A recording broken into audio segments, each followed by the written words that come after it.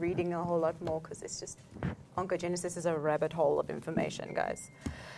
So just in terms of the basics of cancer, cancer is essentially the uncontrolled growth of cells with the potential to invade and disrupt vital tissue functions.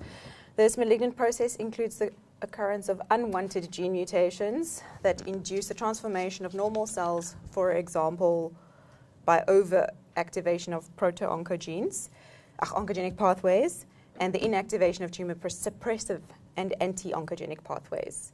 Cancer cells can be characterized as antisocial, fairly autonomous units that appear to be indifferent to the constraints and regulatory signals imposed on normal cells. So essentially, the picture on the left is normal cells that obey the signals from nearby cells and prevents them from piling up or becoming too crowded. And cancer cells ignore the stop sign and overcrowd the situation. Cancer is a complex collection of diseases that arise due to genetic and epigenetic alterations that interfere with cellular growth and death, specific molecular alterations that induce the normal cell to become malignant, which is defined as the ability to invade and metastasize from a primary lesion. But the spectrum of the changes in each cell and cancer type varies dramatically. Metastasis is dependent on the balance of stimulating signals and inhibitory factors, which must be weighted in favor of stimulatory signals to result in metastases. The majority of cancer cells are genetically unstable, and over time, the accumulation of numerous molecular alterations leads to malignant characteristics, which include immortality, invasion, metastasis, and resistance to therapy. Just a few words on epigenetics. They are hereditary changes that do not originate from DNA mutations. The primary mechanism of epigenetic alteration is regulated by a family of DNA methyltransferases, and they methylate cytosine residues that reside next to guanine. So they essentially change base pairs or change the DNA on a base level. The majority of cancer types comprehensively reduce DNA methylation, and this results in genomic instability. And selective hypermethylation of cytosines on the promoter regions of tumor suppressor genes lead to the inactivation of those genes, which might result in carcinogenesis or oncogenesis. Then also acetylation and methylation of histone proteins that package the order of the DNA structural units acts as another level of epigenetic regulation. And these genetic and epigenetic alterations are hopefully going to become therapeutic targets against cancer. If I remember correctly, Catherine Breyer gave a talk on epigenetics last year, if you want more details. See that one. Cancer typically arises from genetic changes to a single cell, with numerous changes being necessary to create a cancer cell. And then additional changes must also occur to allow the tumor to form and then metastasize later. Cancer cells must acquire at least the following capabilities in order to proliferate. 1, an unlimited number of cell divisions, growth without external signals, failure to respond to stop signals, avoidance of cell death, and they must also adequately supply blood via the promotion of angiogenesis to the tumor. The ability to leave the original tumor location and form a new tumor or metastasis is also a characteristic they require.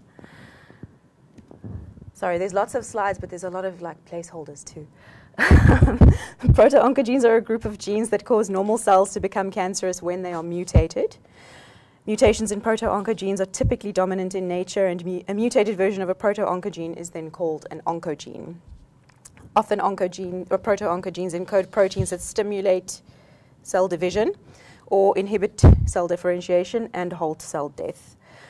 Typically, mutations in proto-oncogenes are dominant, and all the processes required to be controlled by these for normal human development and maintenance of tissue are controlled by proto-oncogenes. Oncogenes, however, typically exhibit a decreased, I don't know if they're oncogenes, sorry. I've skipped a slide. Oncogenes typically exhibit increased production of proteins and thus lead to increased cell division, decreased cell differentiation, and inhibition of cell death. So taken together, these two phenotypes define cancer, and thus oncogenes are currently a major molecular target for anti-cancer treatment as well. Is this the right slide? Yes. So there are currently more than 40 different human proto-oncogenes that are known. Oncogenes arise as a result of mutations that increase the expression level or activity of a proto-oncogene. The underlying genetic mechanisms associated with these changes include point mutations, deletions, or insertions that lead to increased transcription or gene amplification, or a hyperactive gene product. And chromosomal translocation events also occur that can relocate a proto-oncogene to a new chromosomal site that leads to higher expression. Some translocations also lead to a fusion between a proto-oncogene and a second gene, which creates a fusion protein with oncogenic activity. Oh, see, there's the slide. Sorry. Somehow my orders have changed.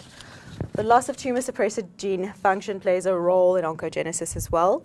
Certain tumor suppressor genes are inactivated by methylation of the promoter region of the gene. And examples of this include the retinoblastoma gene, or RB1 in retinoblastoma, the von Hippel-Lindau gene in renal carcinoma, and BRCA genes in breast and ovarian cancer, as well as the APC gene in colorectal cancer. RB was the first tumor suppressor gene to be identified and plays a pivotal role in the regulation of cell cycle progression, especially in the first growth phase, or G1, of the cell cycle.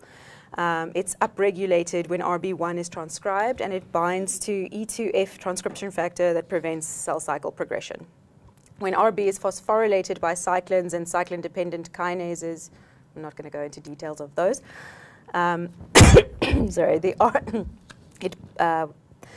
E2F is released and the cell cycle progresses. The RB1 gene mutation has been identified in retinoblastoma and certain types of sarcoma, but it's rarely seen in other types of cancer, unlike the tumor protein P53, which is also a tumor suppressor gene, which is mutated in the majority of human cancers. So just a word on, again, my papers are out of order. I'm so sorry. So DNA damage and the two-hit hypothesis. Sorry, I think I moved the slide. Nope. So tumor suppression genes act as brake pads to stop cells before they travel down the road to cancer. A loss of function or mutation in these genes can be an absolute disaster. Like all genes, tumor suppressor genes undergo a variety of mutations. However, most loss of function mutations occur in tumor suppressor genes, or that occur, are recessive. Therefore, in order for a particular cell to become cancerous, they need to lose both alleles of the suppressor gene. So the two-hit theory basically was first applied to the RB gene, which is a recessive tumor suppressive gene.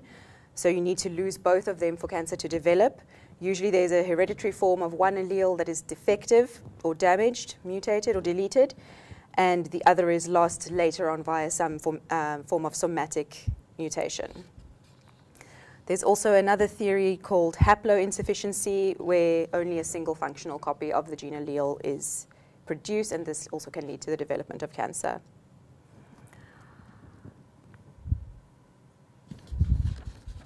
I've totally lost myself. Okay.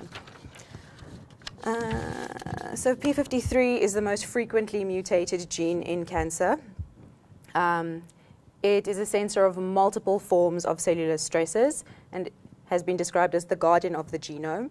A normal function of P53 is to sense any DNA damage or potentially damaging stimuli for DNA. And when that is sensed, P53 arrests the cell cycle by triggering transcription of P21, which inactivates a cyclin-dependent kinase, which then stops DNA replication. This is the normal building of a cell, so when P53 works well, it would detect an abnormality and be able to repair the DNA and result in normal cells and normal daughter cells from division. As I said, it's the most frequently mutated gene in cancers. 50 to 60% of tumors show a loss of P53 function. And cells with an abnormal P53 lose the ability to arrest the cell cycle even when DNA damage is present. And these cells then replicate damaged chromosomes. Same story. Unable to repair the damage, so the house that's built and all the daughter cells or the future houses are damaged in the same way. This is a very busy slide, and I found it very late, but it's in because it basically summarizes in the cell cycle how important P53 is for a number of checkpoints and processes, as well as RB. So P53 is a little pill-shaped turquoisey dot, which is involved in checkpoints as well as cell processes like apoptosis, and RB is also involved in phosphorylation of various proteins. The number of cells in normal tissues is strictly controlled by the balance between cell growth and cell death, and cell proliferation is regulated by this cycle, in which numerous molecules are involved, as I said, including P53, RB, E2F cyclins, and cyclin-dependent kinases. Cancer cells lose the ability to regulate the cell cycle and are resistant to death and senescence, which is aging. The three major cell death pathways include apoptosis, necrosis, and autophagy. So apoptosis is an energy-dependent process in which DNA and proteins are cleaved by endonucleases and proteases, respectively. And apoptotic stimuli are delivered through either an extrinsic or an intrinsic pathway that may contribute to the prevention of cancer by eliminating transformed or abnormal cells. Necrosis of cells instigates a strong immune response, and various anti-cancer agents stimulate a beneficial immune response by enhancing tumor necrosis. Autophagy is the degradation of cellular proteins and organelles in fused cytoplasmic autophagic vesicles or lysosomes. And then cellular senescence is regulated by the progressive shortening of telomeres. And cancer cells are capable of avoiding senescence by enhancing a ribonucleoprotein complex, telomerase. In gynecological malignancies, there is an extremely high activity level of telomerase. That's normal apoptosis. So the balance between life and death for a cell depends on the amounts of activity of the two different signals. And some proteins whose function is to keep cells alive or are pro-survival, and others are there to work to trigger cell death, so they're pro-death. There are several ways that a cancer cell can avoid death by apoptosis. One way is to make way too many pro-survival proteins, which basically works as a shield and prevents them from dying when they should. The other way is to produce an inactive or defective pro-death protein. And when this happens, it basically just bounces off. And this can happen when the genes that produce these proteins become mutated or damaged. I've just made a small slide on immune surveillance. Cancer cells have developed mechanisms to evade immune responses and prolong their own survival. There is a receptor-binding cancer antigen, RCAS1, that may induce apoptosis in immune cells, including peripheral lymphocytes and natural killer cells. In cervical cancer specifically, the number of tumor cells expressing RCAS1 was significantly associated with the number of apoptotic lymphocytes at the primary site as well as metastatic lymph nodes. Other important factor to develop cancer and to metastasize is angiogenesis, which is the formation of new blood cells, and it's required for cancer cell proliferation. There are various mediators involved in this, including vascular endothelial growth factor, interleukin-8, and matrix metalloproteinases. So angiogenesis in normal tissue is a highly organized process, again on the left, where existing blood vessels are recruited and extended in an orderly fashion, resulting in new vessels that are sturdy and don't leak. In cancer cells, the blood vessels that are created in response to their signals are not normal. The timing of the development as well as the extent of the vessels is not correct or organized. The result is that tumor blood vessels are defective, they're twisted, they leak, they're also weak, and this can allow tumors or cancer to spread or metastasize easily via hematological pathways and get to distant parts of the body. This is just a continuation of that, with the abnormal blood vessels and the cancer cells traveling and making their way to where they need to go or shouldn't be. So the crucial step in metastases is invasion of cancer cells through the basement membranes of tissues. MMPs, the metalloproteinases, promote cancer cell invasion and endothelial migration, and also have been reported to be expressed at the invasive front of endometrial and invasive ovarian cancer. And furthermore, there are ovarian cancers that overexpress MMP2 and 9 that demonstrate a far more aggressive clinical characteristic. Then there's also adhesion molecules that include focal adhesion kinase, integrins, and E-cadherin to facilitate cancer progression and metastases, invasion of local tissues. And just a few words on familial syndromes. Families with inherited mutations in genes are susceptible to cancer and exhibit a high incidence of specific types of cancer. In these groups, the age of cancer onset tends to be younger, and certain individuals experience multiple primary cancers. Mutations in the tumor suppressant genes and DNA mismatch repair genes are usually involved in familial syndromes. The specific ones I'm going to mention here are BRCA1 and 2, which are involved with early onset breast cancer, and BRCA2 more hereditary breast and ovarian cancer, often very early onset. The APC gene, which is associated with familial adenomatous polyposis syndrome, and then specific proteins and genes there are MSH2, ML1, MSH6, and these are associated with HNPCC. So now we come to our things. HPV is the primary risk factor for cervical cancer. It's responsible for at least 90% of cases. The high-risk types, as we know, are type 16 and type 18, with type 16 occurring in over 50% of cancers and 18 for 10 to 12%. And although it's responsible for such a high percentage of cervical cancer, 80 to 90% of women actually clear the infection within 2 years. So this one, we just have to see if the video works. It's backwards, unfortunately. This one goes as the HPV invades the skin or mucosa by entering tiny breaks in the skin surface or mucosal surface, even not visible to the naked eye. Once inside, it infects the host epithelial cells, tricking them into producing new viruses. That's the picture on the left. In the process of normal cell replacement, the infected cells are shed, releasing viral particles. And the high-risk strains can then integrate into viral DNA in the host, integrate viral DNA into the host genome. But this is not part of the normal HPV cycle. Viral integration is affected by the host cell's selective advantage, leading to a longer infection time. The longer the infection lasts, the more time there is for cancer to develop, which is the second picture. After integration, two viral proteins, E6 and E7, may be overexpressed, and these proteins are responsible for the ability of HPV to cause cancer.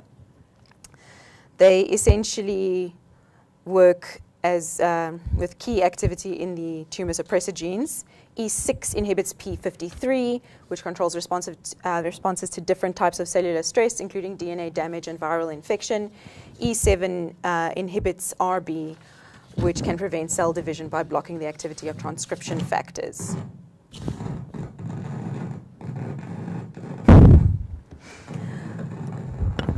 I don't know. The combined effects of E6 and E7 put cells at risk for undergoing uncontrolled division that can lead to cancer. So they essentially help HPV hijack cell division and help drive cancer development. The majority of endometrial cancers are sporadic, but about 5% of them are considered to be hereditary and caused by DNA mismatch repair gene mutations. Endometrial cancer is also the second most commonly diagnosed malignancy in females with HNPCC. They are classified into type 1 and type 2 according to clinicopathological variables. Type 1 is an endometrial cancer arising from pre-neoplastic lesions that are hyperplastic and have undergone unchecked estrogenic stimulation. Type 2 develop with atrophic endometrium and are frequently seen with serous or clear cell adenocarcinomas. Just of note, the TP53 mutations occur in about 90% of serous adenocarcinomas of the endometrium and are almost always associated with aneuploidy. Then there's also P16 inactivation, HER2 overexpression, and reduced E-cadherin expression observed in 45, 70, and 80% of cases, respectively. what happened to the majority of ovarian cancers are sporadic and arise from an accumulation of genetic damage over time. Ovarian cancer has frequent mutations in TP53 and occasional overexpression of HER2, NEU, and some other proto-oncogenes. In total, about 10% of ovarian cancers are attributable to inherited mutations.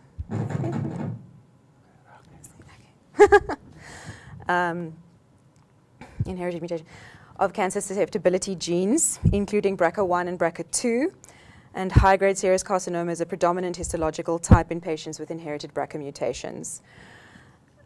These are classified as tumor suppressor genes, so the two-hit hypothesis applies here, even though they're actually inherited in a dominant fashion. And the lifetime risk of ovarian cancer ranges between 20 to 40% in BRCA1 carriers and 10 to 20% in BRCA2 carriers, with the median age of onset in these patients of 40 to 50 years. So how do we target mutated cancer cells? The first, I think it's a fairly new drug, and I actually forgot to look up how it's available here, but I think it's fairly expensive, is a polyadenosine diphosphate ribose polymerase, or PARP, inhibitor. This is an enzyme that is involved with the repair of DNA single-strand breaks and by base excision. And the efficacy of this was investigated in ovarian cancer in patients with BRCA mutations with some success. But as I said, I think there's only one or two available in the country, and they're extremely expensive. Other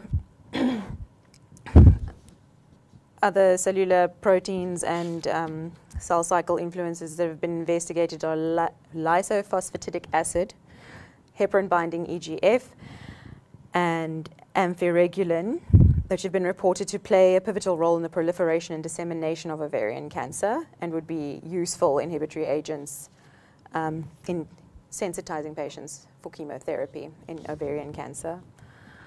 Angiogenic inhibitors, at the moment, we're using a drug called bevacizumab, which is a humanized vascular endothelial growth factor neutralizing monoclonal antibody that has been found to improve the median progression-free survival rate in advanced ovarian cancer, especially when used during and following chemotherapy with carboplatin and paclitaxel. This was found to actually prolong the median progression-free survival time in patients with ovarian cancer and advanced epithelial cancers. So just in conclusion, although conventional combinations of surgery, radiation, and chemotherapy remain the mainstay of cancer treatment, it's challenging to treat advanced and recurrent cancers in this way. The exponential growth and collection of genomic and proteomic data in the last 20 years has resulted in the development of various targeted therapies. And in addition, recent advances in biochemical engineering should contribute to a major evolution in the diagnosis and treatment of cancer. There's just a cartoon about the arduous life and struggles of a cancer cell. Poor them, nobody likes them. Totally out of control. Thank you.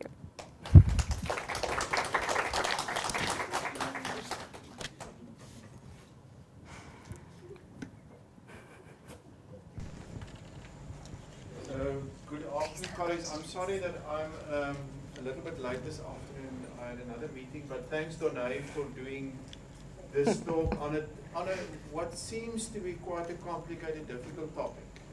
And it is difficult.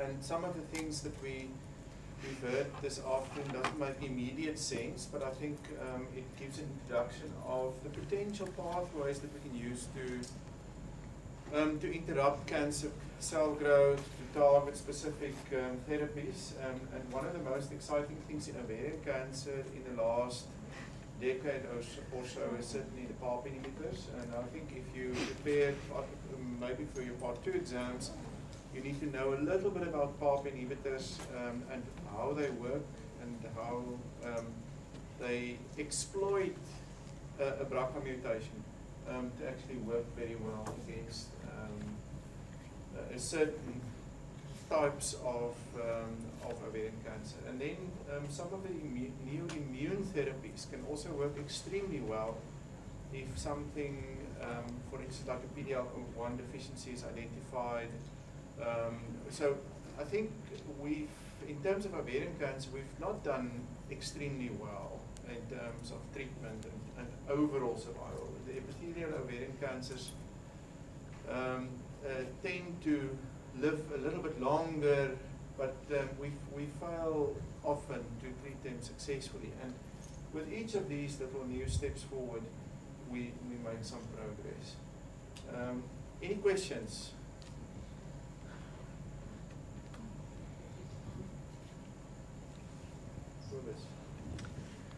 Thank you, Dunay. With the RCA 1 and 2, bringing that more into the clinical context, is it still recommended that we should do prophylactic oophorectomy for them? Because I think you mentioned in your slide the average age is 40 to 50. So very excitingly, we've made more work for ourselves. We have now collaborated with the geneticists and the breast surgeons. In fact, we had our first meeting about a week ago. And so we now sort of have a little BRCA team that are all working together. And so the geneticists will identify the BRCA patients, and then they're going to refer them to the oncology team. We will assess them and decide on whether or not they, or most of them will be getting a risk-reducing oophorectomy. And they also will then get screened for their breast cancer and everything at the same time. So Haynes and I, one of our things on our to-do list is to work out a SOP for how we're going to do this, where we're going to do this, which list are we going to do it on, and all of that. So yes, definitely they do get risk-reducing surgeries, and we are testing more and more patients. So at the moment, a lot of the patients come from the breast clinic, but it is part of our protocol in ovarian cancer that all our patients with ovarian cancer get seen by the geneticist and evaluated for BRCA testing. So the good news is also that the somatic BRCA testing has become a lot less expensive. The panels are bigger now that we can test. So somatic BRCA testing should almost be routine for any serous ovarian cancer. In the past, we used to target the younger women that was affected by epithelial ovarian cancer, but now the thinking is that almost all serous carcinomas should just routinely get germline testing. Because also, in the next 10 years, we will start using PARP inhibitors a lot more, and then we know whether we can use PARP inhibitors as part of our treatment options.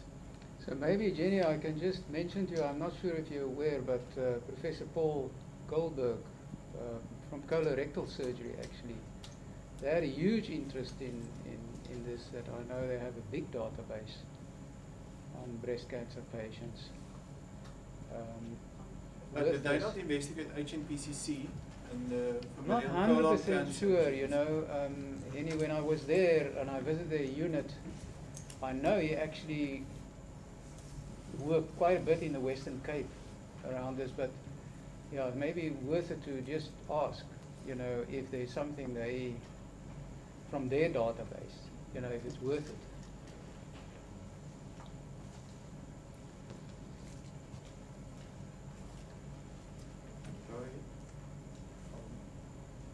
Not about what we've been discussing.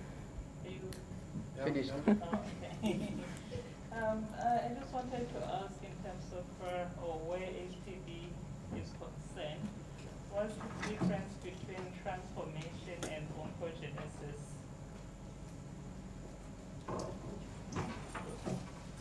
I'm not sure I understand your question. The transformation of what? Of the cells. So the whole process is an oncogenic process. I mean, the exposure to HPV, the integration of the HPV into the human genome, the production of new viruses, the deactivation of P53 in retinoblastoma gene to E6, E7. Those are all parts of the oncogenic pathway. And I don't know what do you mean by transformation? Because I want to understand how it could cause persistent infection and not really leading to oncogenesis. I tried to look that up in literature and I couldn't really understand that bit. So you get what they call episomal infections, where the infection is basically just there, but it does not have an oncogenic pathway. That is let's say, non-harmful infection. But then if it's integrated into the genome and you start activating E6 and E7, this is really where the problem starts. But you also get an episomal infection where HPV can live in the epithelium but does not go to this process. And it depends a little bit on the type of HPV. 16 and 18 integrate more easily, they persist longer.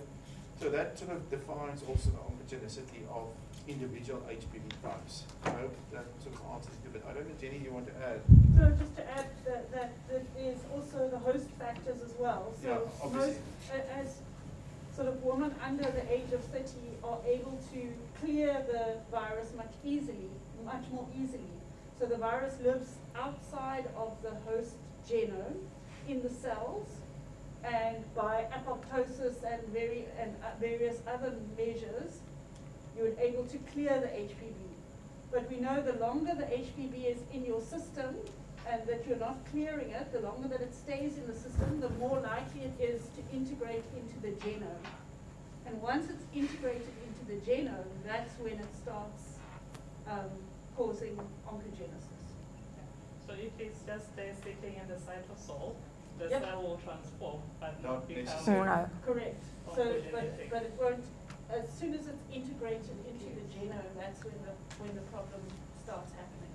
So this is actually a slide I took out. I don't know if this helps to answer the question with all the multiple factors that would influence whether or not oncogenesis would be triggered by the HPV.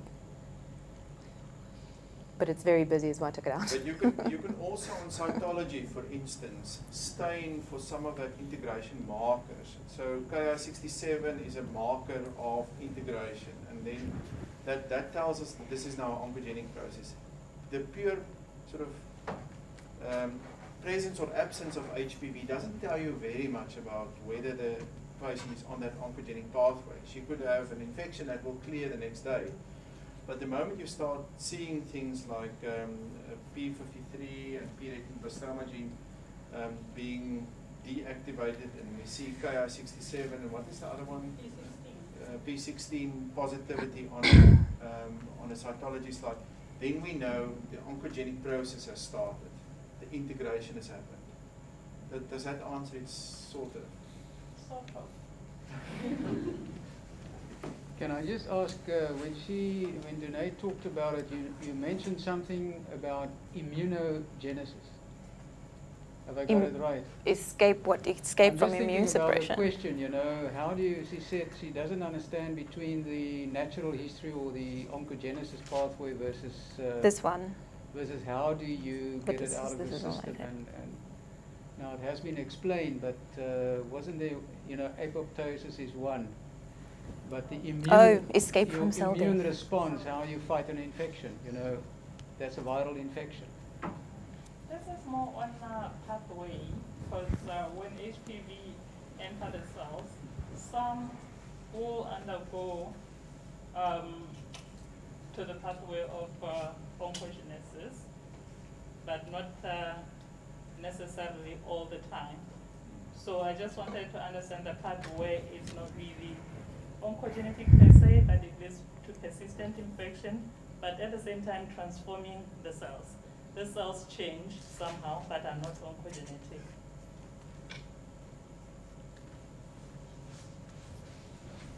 This was also one I didn't use. I don't know if that helps. It was also a bit busy and too much down the rabbit hole for a Friday afternoon, I felt.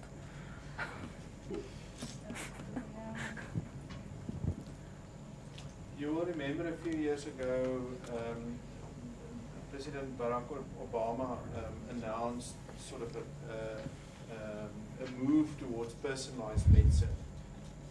It's expensive and experimental and so on, but I think in things like ovarian cancer, for instance, that is the way we need to go, because we need to find the vulnerability of each individual tumor and use the correct method to attack that tumor, maybe with checkpoint inhibitors, or so we look at that cell cycle and we figure out which one of these vulnerabilities can we use. And in private practice, there are multiple platforms now, OncoDeep and OncoMine, where you can test the tumor tissue for certain vulnerabilities that can be targeted with available agents. So more and more now, if a patient has a tumor that is a little bit unusual, or the treatment options are not immediately obvious, they would do more extensive genetic testing on the tumor tissue. Cost somewhere between about 5,000 and 12,000 rand for a panel. It's getting less and less expensive as time goes on, but it gives us an opportunity to choose the right type of treatment to treat a specific tumor. So hopefully in future we'll do a little bit better with some of these slightly less common tumors. Anything else to Benay?